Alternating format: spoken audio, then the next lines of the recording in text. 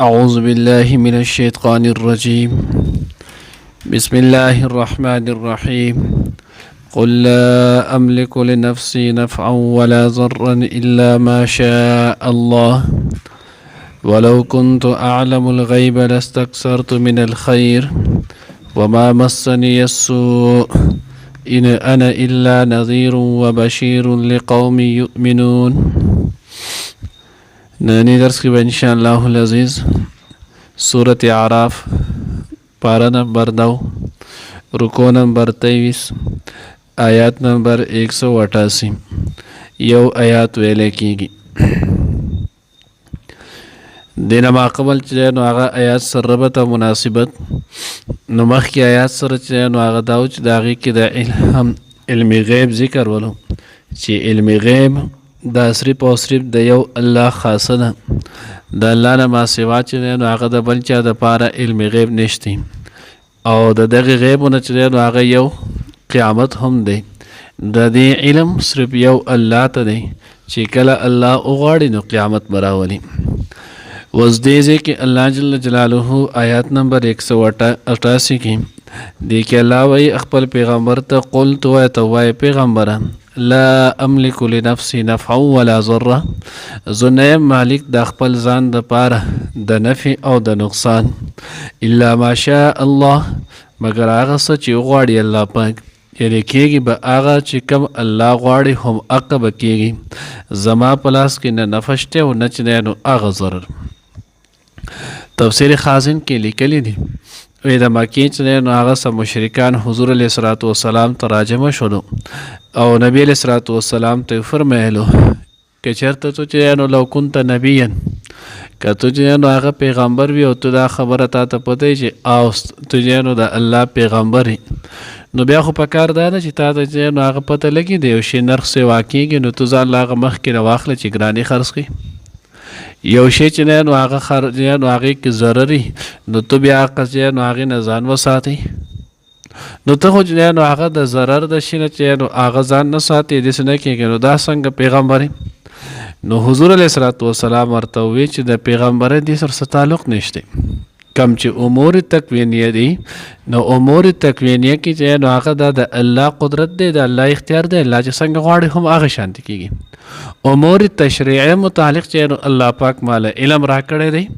نو زه هم دا خبره کوم لا املک لنفسي نفعا ولا ضرا، زه د خپل ځان د پاره چې نو هغه د نفع او د ضرر چې نو هغه مالک نه یم. زه داسې نشم کولی چې امور تکوینیه کې چې نو هغه ځان د پاره چې سوره د نفع کارونه دا ټول زه ځان ته راغونډ کړم او څومره چې نو هغه د شرور کارونه چې د هغې ټول نه ځان وساتم. نه دا خو د الله رب العزت چې نو هغه کار دی. الله چې څنګه غواړي هم هغې شانتي به کېږي دی کې چې نو هېڅ چا له دخل هم نشتی. ولو كنت اعلم الغیب، الله پیغمبر فرمایي که چېرته ما چې نو هغه غیب باندې زه پوهېدلی ما ته د غیب علم وی لاستکثرت من الخیر نو ما خو به ټول خیرونه ډېر شي چې نو هغه خیرونه به مې جمع کړي ولو. ځکه چا سره چې نو هغه د یوې خبرې علم او د پدې چې په دې کار کې به د شیز کې خیر دی او دې نه وروسته بیا نقصان راځي نو د هغه خیر هغه ټول اسباب چې نو هغه ځان ته رااخلي ځان له جمع کوي. نو الله پیغمبر وی لو كنت اعلم الغیب لاستكثرت من الخير، نو ما خو به ډېر شي چې نو هغه خیرونه ځان ته راغونډ کړو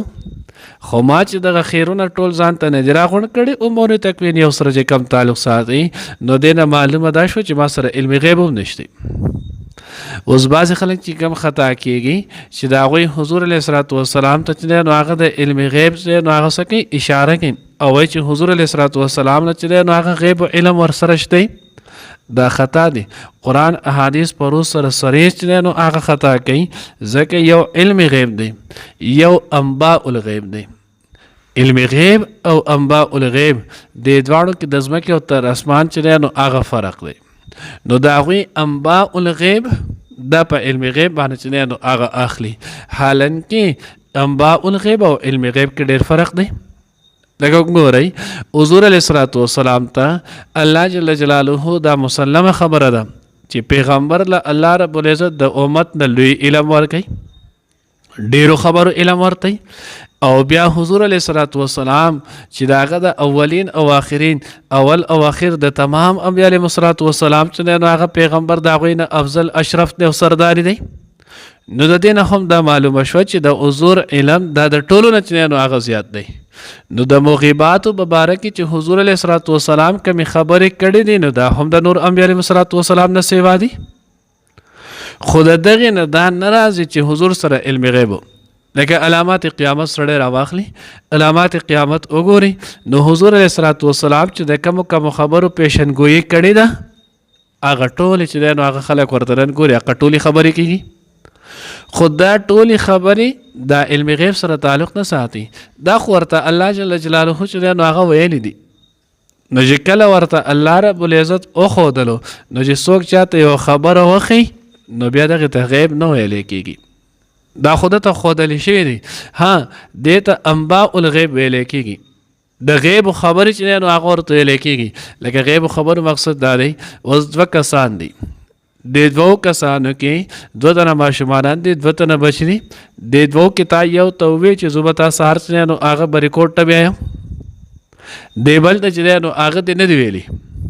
اوس دغه بل چې دی نو هغه رالو او هغوی چې ګوره سهار به چې دی نو مونږ داجي یا ابو یا بابا هر څه چې وایي هغه به مونږ سهار به ریکورډ ته بیي. اوس دی بل ته خو پته نشته، دی اوس وایي چې یاره دا داسې چې کله ویلی دي هغوی بس ما درته ووایي که نه بچو سهار به ګورو، سهار به یې ته وایي دی. اوس چې کله سهار شي او هغه بیا راولي نو دی وایي ما درته نه وي وګوره مونږ چې یاره هغه به ریکورډ ته رایستو که نه. نو اوس دلته دا یو خبره د دی بل په ذهن کې دا راځي چې دته چې نو هغه د غیب پته نه، خو دی بل په حقیقت کې چې کتلی شي نو هغه ته د غیب او د خبرې خبر ورکړی شوی دی. نو هم دې ته انباء الغیب ویلی کېږي. نو حضور علیه الصلاۃ والسلام چې څومره د قیامت متعلق څومره چې دی نو آینده وخت کې کم کارونه کېږي پیشنګویي ورکړې ده نو دا ټول دغه شانتې انباء الغیب کې دي.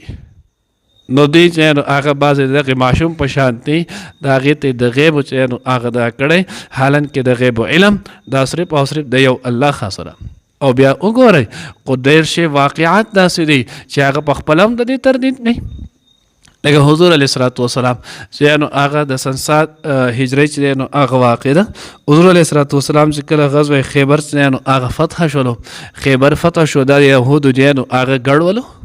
نو چې کله دغه ځای فتح شولو یهودو سړو ښځو وړو زړو ټولو له انتهایي چې دی نو هغه غوسه ورغلې وه او انتها درجې چې دی نو هغه د جذبې د انتقام چې دی نو هغه جذبه یې لرله. په هغې کې یوه ښځه زینب نومې ښځه وه، د هغې چې دی نو هغه ووایي چې ما له چل راځي زه به د دې پیغمبر علیه الصلاۃ والسلام نه ځان دمه کوم، تاسو به دې هم دمه کوم. دې چې دی نو هغه بیا معلومه کړې وه چې حضور علیه الصلاۃ والسلام چې دی نو هغه د چا دعوت نه رد کوي. نبی علیه الصلاۃ والسلام خو راله، الله پیغمبر سره نور صحابه هم 3-4 کسان ناست دي. حضور علیه الصلاۃ والسلام ته وایي د الله رسوله زه غواړم چې ما تاسو له دعوت وکړئ، نو که ستاسو خوښه یې موږ له چې نو هغه ټایم راکړئ. نبی علیه الصلاۃ والسلام ورته وایي صحیح ده چې ته غواړې چې وکړم. وایي د الله رسوله دا راته ووایه ستاسو خوښ صحیح. حدیث کې بعض کتابونو کې راځي حضور علیه الصلاۃ والسلام ته به د بیزې غوښه او د بیزې په غوښه کې چې نو هغه د ولي غوښه دا به د نبی علیه الصلاۃ والسلام ډېره خوښه وه. نو نبی علیه الصلاۃ والسلام یې زما دا خوښوي، ویې ښه ما بدله دا تیاره کړې. ټایم یې واخیستو، حضور علیه الصلاۃ والسلام لاړو. نو اوس چې کله لاړو نبی علیه الصلاۃ والسلام بل چې نو هغه صحابي وسلو بشر بن برا دا حضرت چې نو هغه سره مو 1-2 کسان نور ولو. دوی چې نو هغه لاړل وی دوی به هم ځان سره راولي، ستاسو سره ناست دي د الله رسوله دوی به هم ځان سره راولي. هلته وی ما کار کړی انتها درجې تیز زهر چې نو هغه یې په غوښې کې میلاو کړل. نو چې کله دغه غوښې کې دی نو هغه انتها درجې زهر چې نو هغه تیز میلاو کړلو. نبی علیه الصلاۃ والسلام ته ډوډۍ کېښودله، صحابي چې دی نو هغه نوړۍ راواخیسته هغه وخوړله. حضور علیه الصلاۃ والسلام نوړۍ راواخیسته خولې ته یې کړه، هغه چې څنګه وخوړه په هغه دم باندې چې دی نو هغه شهید شولو. بشر بن برا ابن برا رضی الله تعالی عنه چې نو هغه شهید شولو. حضور علیه الصلاۃ والسلام چې خولې مبارک ته څنګه نوړۍ ورسېده هغه نوړۍ هغه پوټې هغه نوړۍ ورته ګویا شوله. درمي روایت کې دی چې هغه ورته د الله رسوله ما مه خورئ زه چې نو هغه ما کې زهر میلاو کړی دي. نبی علیه الصلاۃ والسلام نوړۍ راته کړه، خو د دغې سره چې کمې لاړې لګېدلې وې هغه تېرې شوې. بخاری روایت کې راځي کله چې حضور علیه الصلوۃ والسلام مرض الوفات باندې چې نو هغه بیمار شول نبی علیه الصلوۃ والسلام عائشه نن هم ماته د هغه زهر او هغه تکلیف چې نو هغه محسوسي کې د حدیث دې لکه زما رګونه دي کټ کړي دومره تیز چې نو هغه ولو نو وس دې نو ګورئ بیا د هغې نه وروسته دغه ښځه چې نو هغې بیا د هغې پانسي کړې وه ځکه هلته د صحابي چې نو هغې پکې شهید شو د هغه به بدل کړي بهرحال خو مقصود دا دی که حضور سره علم غیب دا به قبول کړو بیر معونه قصې ته وګورئ هلته کافر رالل اویا تنه قرا حضرات صحابه چې دی نو هغې غوښتل بیر معونه کې چې نو هغه اویا تنه شهیدان کول حضور علیه الصلوۃ والسلام یوې میاشتې پورې قنوت نازلۍ پسې وي اما عایشه رضی الله تعالی عنها چې دی نو هغې واقعې ته وګورئ په هغې باندې تهمت ولګېدلو دسې سوره چې نو هغه واقع د حضور علیه الصلوۃ والسلام حیات طیبه سره تعلق ساتي که حضور ته علم غیب وي نو داسې ځای له بتلو نو ځکه ویلی کېږي لو كنت اعلم الغیب لاستکثرت من الخیر وما مسني السوء او ما ته به نه ورسېدلی چې دی نو هغه څه تکلیف ها ان انا الا نذیر وبشیر زه صرف او صرف یرونکی او زیر ورکوونکی کم کس چې نو هغه زما او د الله نه مني نو زه د هغه د یرومه چې ګورې قبر دی زنکدن دی ورځ د قیامت ده بیا چې نو هغه جهنم دی جنت دی نو د دغې خبر نه یرومه ځان له به هغه ځای خراب کړي وبشیر او کم کسان چې نو هغه زما او زما د الله چې نو هغه اطاعت کوي حکم مني د هغوی له زیری ورکوم چې په دې ټولو ځونو کې به راحت او سکون چې نو هغې الله دې موږ ته نصیب کړي لقوم یؤمنون هغې قوم هغې خلکو ته چې د هغوی یقین ساتي ایمان لري الله دې موږ ته ایمان کامل نصیب کړي قول اوای ورته پیغمبر لا املک زنیم مالک لنفسي د خپل ځان د پاره نفن د نفي ولا ضر او نه د نقصان الا ما شاء الله مگر هغه څه چې غواړي الله ولو كنت اعلم الغیب کچره زه پوهېدلی دی په غیب باندې لاستکثرت من الخیر نو ما به ډېر راغونډ کړو ځان ته خیرونه وما مسني السوء او نه به رسېدلی و ما ته څه تکلیف ان انا نه یم الا نذیر مگر يرون کې وبشیر او زیر ورکون کې لقوم هغه قوم ته یؤمنون چې ایمان لري